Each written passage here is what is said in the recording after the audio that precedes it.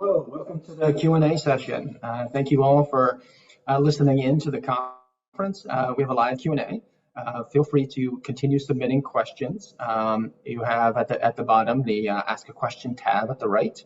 So we have a few of the panelists from the presentations today. We have Pat Smith, Lorraine Johnson, Julia Bruzzese, Julie Liao, Sue Faber, Lindsay Keys, and Kate Nagel.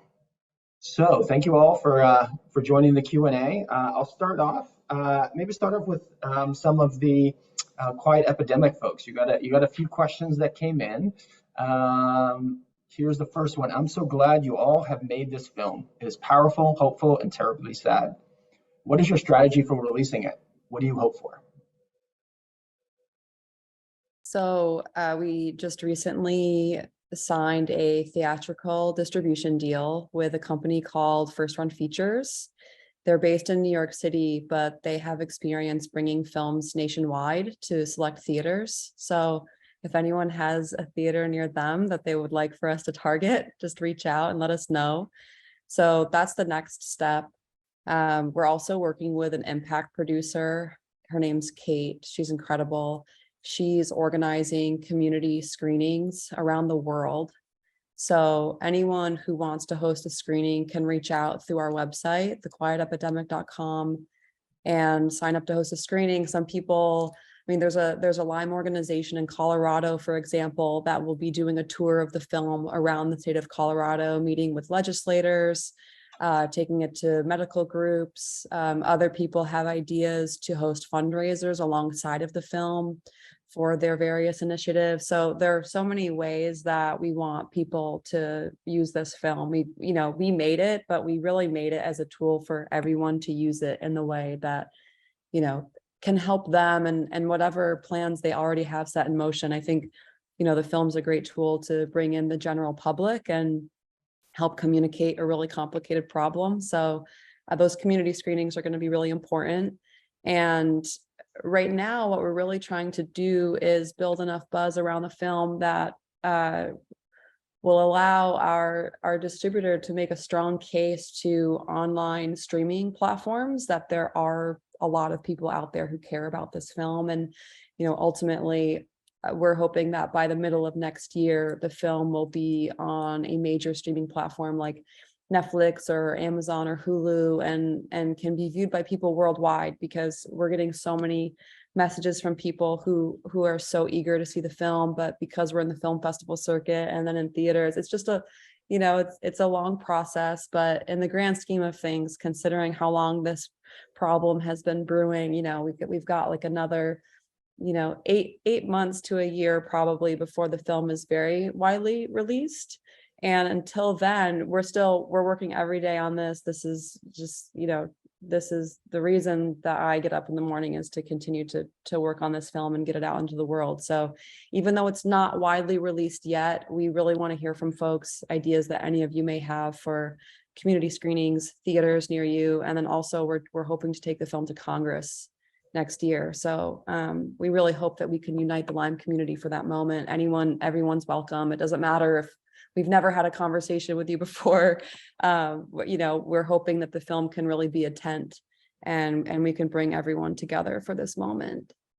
That's great. So how can people get a community screening or get involved? Yeah, so on our website, thequietepidemic.com, there's a page called Take Action. And there's a button that says host a screening, and all you have to do is just put your information into that screening request form, and it goes right to Kate. And Kate is facilitating these screenings with groups already now for next year. So that's one way to do it. And then I'll also just mention, this isn't really related to the release, but also on that Take Action page is a really easy way to send a letter to Congress already.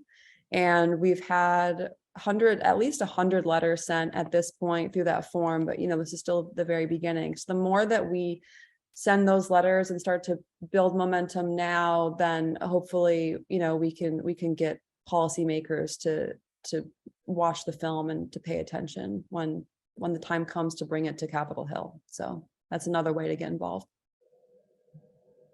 Great. So next related question that we got in for you.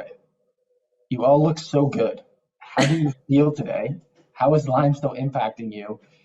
What did you do that helped you reach a healthier feeling in life? So maybe to Julia and or Lindsay. Yeah, Julia, do you want to go first and then I can add a little bit too? Sure. Thank you for the question. I mean, I think a lot of Lyme patients could probably relate to this, but sometimes you look really good and you don't feel really good. And not to say that there hasn't been some improvement since I was in the film. That was years ago and I was really, really sick. And there has been some very slow and steady improvement. But there's still a lot to go for me, a lot more on my journey to recovery. I have good days and I have bad days and I have really bad days. And now, I just started college. So I've kind of had to learn how to be my own advocate. Even though I have an amazing dad, and family who's my support system and are also advocates for me. But now I'm kind of in this new chapter in my life where I have to, explain to my professors that, some days I physically cannot come in because of my condition. And they're all very understanding and accommodating to me, but it's just something that I have to do. Doesn't mean that I can't do things, but it's going to be a little different for me compared to other students. So I guess it's just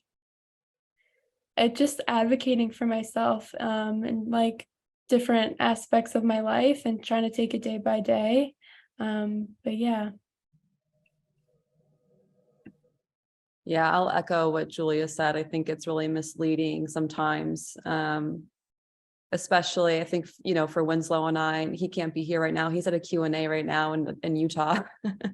We're like dividing and conquering right now because the travel is just a lot and people see us standing up, in the theaters and we're looking really nice and we have the microphone and it looks all, official, and it is, and we're passionate about this. And so that's energizing, right? But after those screenings are over, after our last screening at the Hamptons International Film Festival, I barely made it back to the house I was staying in and was just face planted on a bed and was out for hours afterwards because that was like 2 weeks of traveling and screening the film. And so, yeah, I never want to give people the impression that like everything's just really great now and anyone with Lyme should just go make a movie or do anything. We have to acknowledge our limitations. I think that's been one of the biggest, I'm still struggling with this, but one of the biggest lessons for me with Lyme, I think, has been just saying I can't do it, or I need help. And because, I think many of us are raised in a culture where you're supposed to just be really strong and a go-getter and you're supposed to achieve all these things. And, there are just times when you just have to lay down and take a nap. So, but as far as how I've gotten healthier, I think, it's a long and winding path for all of us and it's different for everybody. That's why it's one of the reasons why this is so challenging. For me, there was a role of antibiotics and then an herbal protocol, but I've also tried some out of the box things. I did bee venom therapy for over a year. I'm not recommending that, but when you're desperate, you'll try anything. And that's something that you say in the film, Julia, and it's true. So at that time, I was just like, well, I'm already, people were like, oh, that's so painful. People who didn't have Lyme. I'm like, sting me with 50 bees. It's totally fine. It's when you've gone through this, it's, you have a different pain tolerance. But what I will say is that I think for me, a piece of the healing puzzle that maybe is less talked about has been somatic therapy. So it's a type of therapy that really works on the body level and the nervous system. I think for so long, I felt so afraid to be in my body because I was in so much pain that I sort of dissociated from even being in my body. It's like scary to feel. And I think for a lot of people with Lyme, going through the gaslighting, going through the financial struggles, I was living on my mom's couch for almost 2 years at the beginning of this film. Like, totally broke, and that those emotions and that stress like can really have an impact on you, and PTSD, and they're all, I think the emotional healing, the emotional part of healing has been really important for me because that also impacts the immune system. So I feel passionately about airing that out. I don't think that getting help, mental or emotional support should be something to be ashamed of at all. And I really hope that more and more people start to, accept that there is a connection between the physical and the emotional, and working on both of those things has been really good for me. No, I think that's very well said. Yeah. So I'm going to jump to the next session just for the sake of time. Thank you both. And thank you again for all your hard work, Lindsay and Julia, for putting this out into the world. We're very excited. So unfortunately, we don't have any of the LymeX folks here. So those questions we're going to send over to the general LymeX sort of Q&A. And so they'll be able to get back to folks who submitted questions. So why don't we go over to Sue Faber. Sue, we have one question here, which I thought was interesting. With HIV, the risk of transmission from mother to child includes during the childbirth. Would that likely be the case with Lyme and other tick-borne infections as well?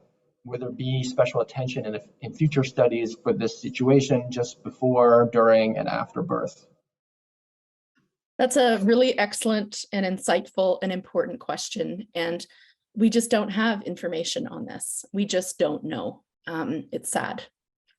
It's sad, to be honest with you, that we don't know. However, I believe that the way to answer this question is, there's going to be many different avenues to look at these issues, and there's so many complexities, but, can Lyme be transmitted during pregnancy versus before pregnancy? Prospective studies are what are needed, as well as animal models. So in a prospective study, what you would do is you would follow mother-baby pairs. So you would identify women with Lyme disease in their pregnancies. Another question arises, okay, how do you identify women with Lyme disease? What if they're asymptomatic, for example? So again, you can see the layers of complexity kind of get added to the question, but you follow mothers through their pregnancy and then through delivery, and then you have to do exhaustive study of the placenta, of the cord blood, of the baby, following up with the baby long-term to see, are there any health issues that come up or start to show themselves over time. Following the mom, how does the mom do after she delivers? Certainly anecdotally, I've heard of mothers saying that they just crash after, who had Lyme disease, who just crash after they have their babies and really struggle. But again, anecdote isn't going to help us. We need research, we need solid data. So I believe Dr. Mao, she addressed kind of what is needed, what are the questions that we need to ask in prospective studies. So I think she was really comprehensive in kind of what are the questions, how do we do it, and how can we move forward. I wish I had a better answer for you, but I just hope that you and all the viewers realize that we are just so dedicated to this issue and whatever we can do to move this forward, because we just know there are so many families who have these questions, who are concerned. So we're on the case, and we're not going to stop. Can I just add one more thing, Ben? And that is, of course, I have a second question that just came in for you. So oh gosh, okay, I'm going to keep you on the mic. Okay, so Lyme Hope, this is the organization that I'm president of, but we actually have a section on our website, Lyme disease and pregnancy, so you can find it there. And it just has a bunch of resources, including a support group for mothers who have children with Lyme disease that has been recently started. So there's a lot of great resources there that I hope people can take a look at. Okay, next question. Good. It's actually kind of related. The question is, what would you advise a pregnant woman with Lyme disease actually take safeguards that develop as the fetus develops? Are there any existing treatment guidelines?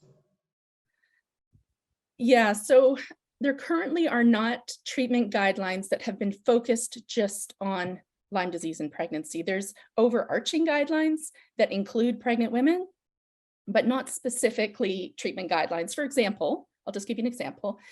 Congenital syphilis, HIV, Chagas disease. I mean, there's so many, toxoplasmosis, West Nile virus. All these infections have been found to be transmitted from a mother to baby. And there are actually guidelines that have been put together by experts, how to diagnose the mom, how to follow the baby and diagnose the baby.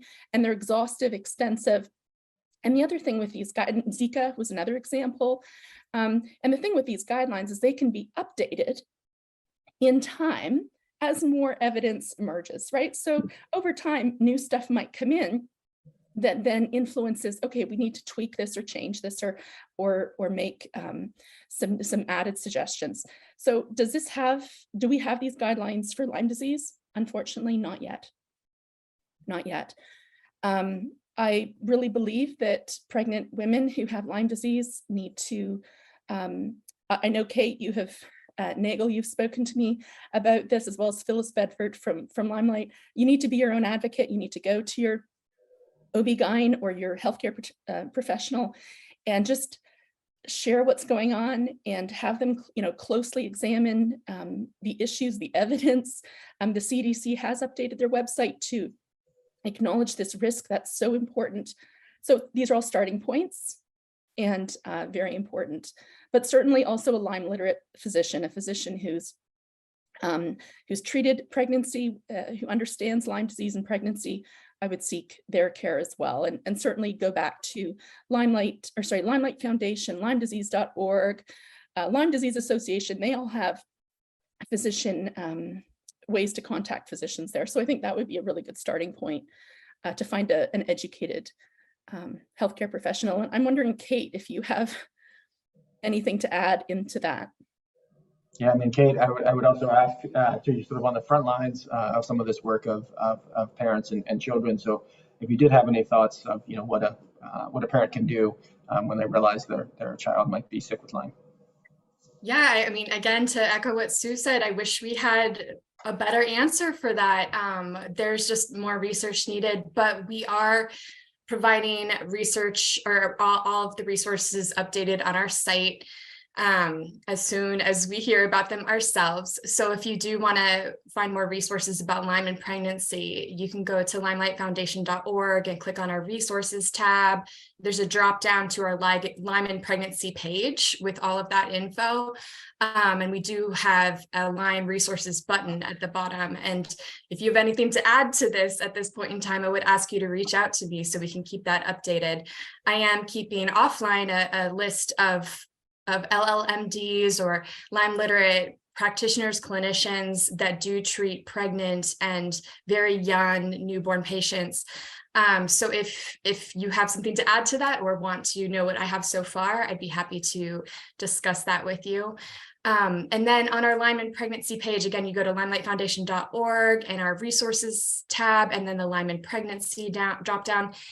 You'll see a whole bunch of those videos like the one you saw today earlier, shown at the conference, as well as written stories from families that are suffering with congenital Lyme disease. We're just so grateful that some of our Limelight moms were able to be brave enough to share these stories and record them and write them down and share with you, with others who might be struggling with a similar scenario. And it helps us to reach a lot of others out there. So we'll continue to update our site. And if you or anybody are interested in a Lyme treatment grant and are 25 years or younger, you can email me at grants@limelightfoundation.org. Great, thanks so much, Kate. So I want to move on to the panel with Lorraine and Pat.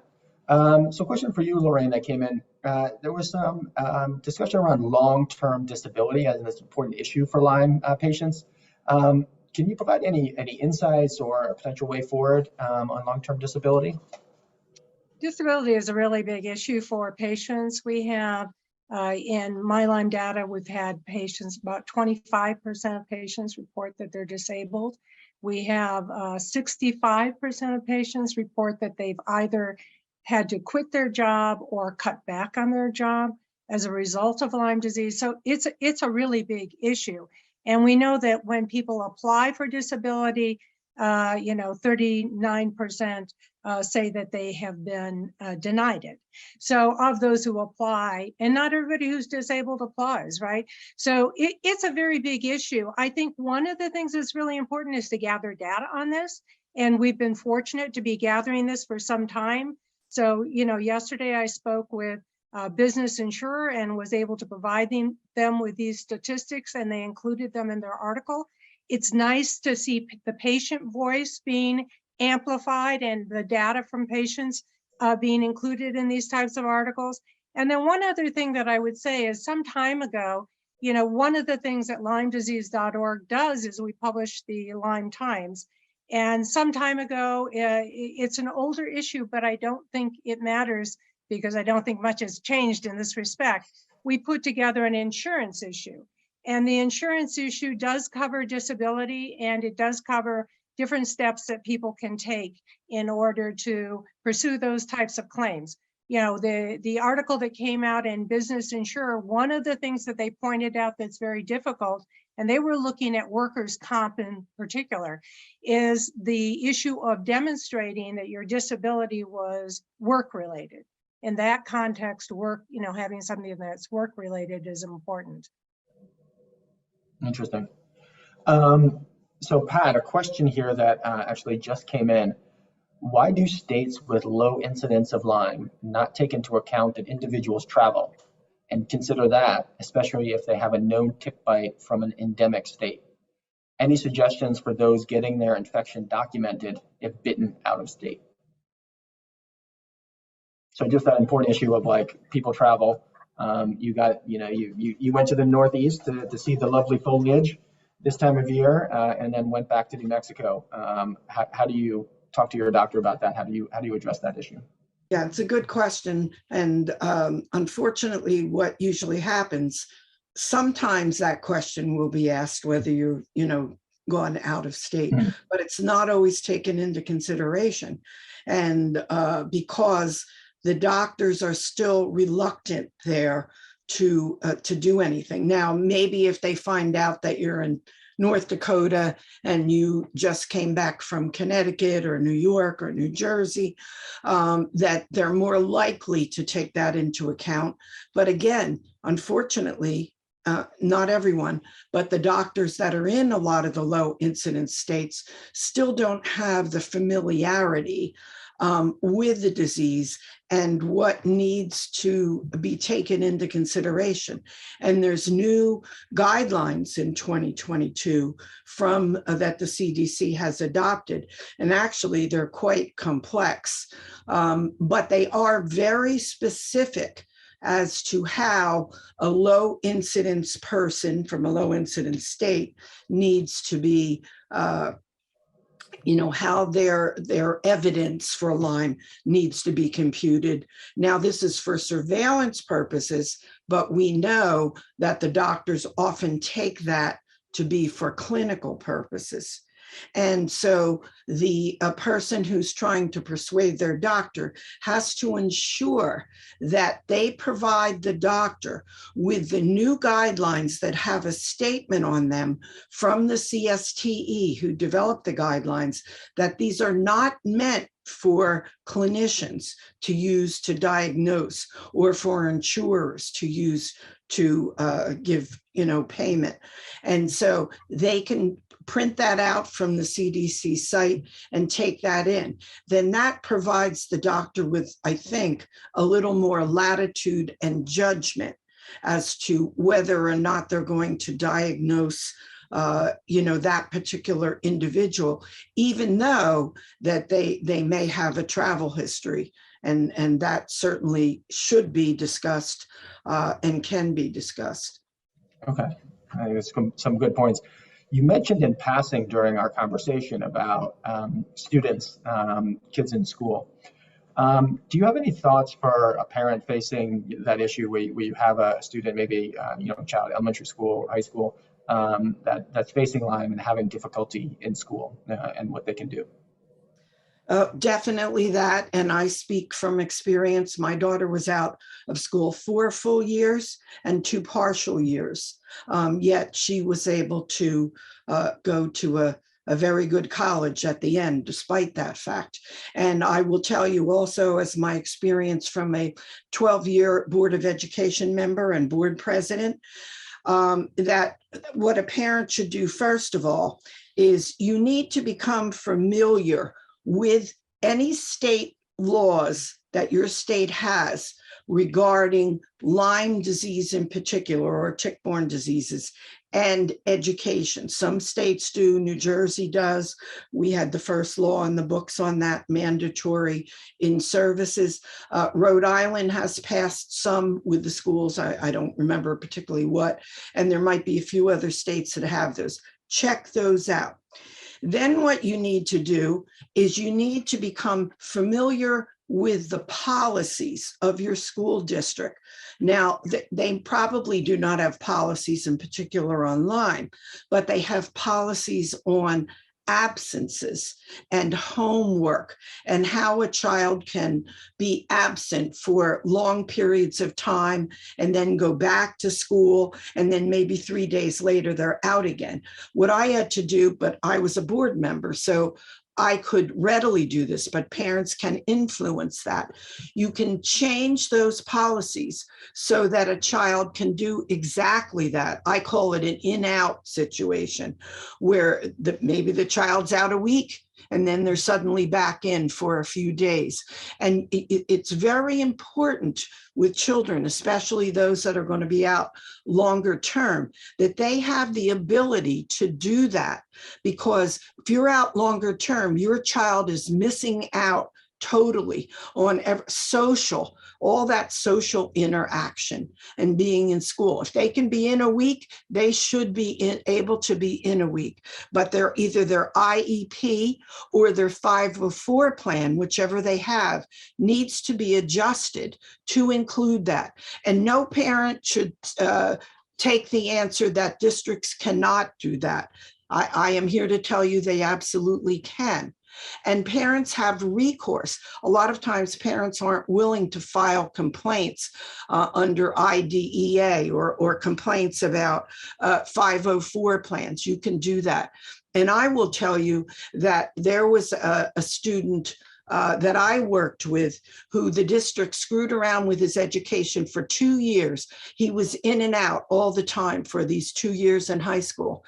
And the bottom line, what happened is they forced that student to take every class over again each of those 2 years, even though what should have happened is he should have been given time over the summer. You get tutors over the summer that the district provides to finish those classes that out of year one, so that when he went into year two, but they didn't do that. So it was graduation time, and they said, well, this student cannot graduate. And I said something, but I won't tell you what I said. And so the bottom line was, I went in, and fortunately I had the knowledge as a mom, as an advocate, as a board member, and I had some good advisors. And I was actually got that the school district was required and paid for the first 2 years of that child, who graduated, by the way, right then and there, because he passed the state exam for graduation. So, and they paid for 2 years of his community college. So these things can be done, but I'm not going to tell you that they don't take work. And you may have to find an advocate that's knowledgeable about, disabilities. And you as a parent, most likely, because a lot of advocates disability don't necessarily understand about Lyme disease and the neurologic impacts. You can look on, we have a site on our website, LymeDiseaseAssociation.org, for Lyme and kids in the schools. And we have various pieces of information there. And you also should look to Columbia's studies, especially on the neurologic impact that it has on students. They even have a study showing a huge drop in IQ with students that have had Lyme disease.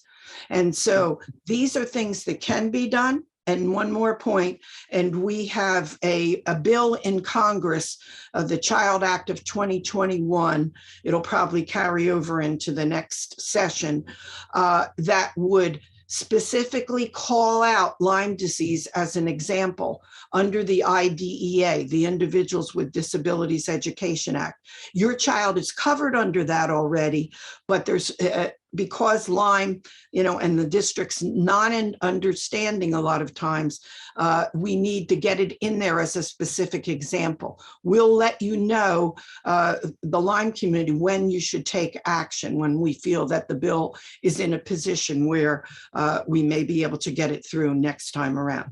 That's a great, Pat. Thank you. Thanks for that and your tenaciousness in this issue. I think a lot of parents will appreciate it. I did want to note another question, and it's a little bit of a story and sort of the impact of today. I have 4 adult children. I was misdiagnosed in the 80s, even though I had a bullseye on my arm. I was diagnosed when I was pregnant with our youngest and lucky enough to have as many primary doctors, Lyme doctors. All of our children have issues, and I asked repeatedly their pediatricians if I could have chronic Lyme. I could have given it to them. Today was the first time hearing I could have passed Lyme on to them. It is very overwhelming, and I'm not sure now that I have 2 granddaughters due in the spring. Will my daughter's doctors take this seriously? So that's sort of a question probably to Sue or Kate, and what can someone do? I mean, it kind of goes back to what a lot of you have all been saying. It's sort of a common thread is being your own advocate, right? And I think the key thing is trying to educate yourself, prepare yourselves for those doctor visits. I think we've all been there, how to get over that white coat syndrome, and talk candidly with your physician to try to get them to understand your situation. So I'll leave that over to Sue if she has any thoughts. Yeah, it's hearing that story really stirs my heart, and I'm sorry that you're digesting all of this and have these concerns. And yeah, being your own advocate's important, but I really think we need to get to a point where physicians are our advocates as well, and so that patients aren't the ones having to go and say, please help, look. And the issue of can somebody with chronic Lyme transmit the infection to their baby? We need to research this. We need to look, we need to know. And currently we just don't have a good body of evidence to clearly direct us as to what is going on. So is that the answer? It's not like a definitive, oh my gosh, like this is the direction, but I would say we need to push for research dollars to look at this issue. It's significant. It's significant. And as families can buy this as well. So that's it. Sorry, I'll stop. No worries. I was just going to say, and I would just also add to that, connect with some of the organizations that you're hearing about here, right? They can help, reach out to them. So we have all that information in the program, so you guys can connect. I want to leave on a little bit of a more hopeful note. We have a couple questions that kind of came in here. This is from a physician. Last week, I had a great conversation with one of my patients who had recovered her health and was looking for resources and a way to give back and support those who had recovered and moving on to different stages of their life in Lyme. So it's a positive story around that. And then this one I thought was amusing. I love this hope for new diagnostics, but so wish for an empathy machine, one that could give our medical policymakers 5 or 10 minutes of the pain and exhaustion that we feel as a prerequisite for developing, issuing, updating policies, and funding research. So if anyone's working on an empathy machine, we can cover that next year. And then I just want to thank everyone, and we're kind of closing in on time here. So I just want to thank all of our panelists for participating, and of course, taking the time on a lovely Saturday to do this live Q&A. And of course, I want to thank the audience for listening and interacting during this Q&A session. We hope the event was educational and enriching, but more importantly, we hope it provided some optimism for the future. There are so many incredible minds and dedicated individuals in the Lyme and tick-borne disease community. I truly believe the future looks a little brighter each day. So from the Cohen Foundation, have a good weekend and see you next year.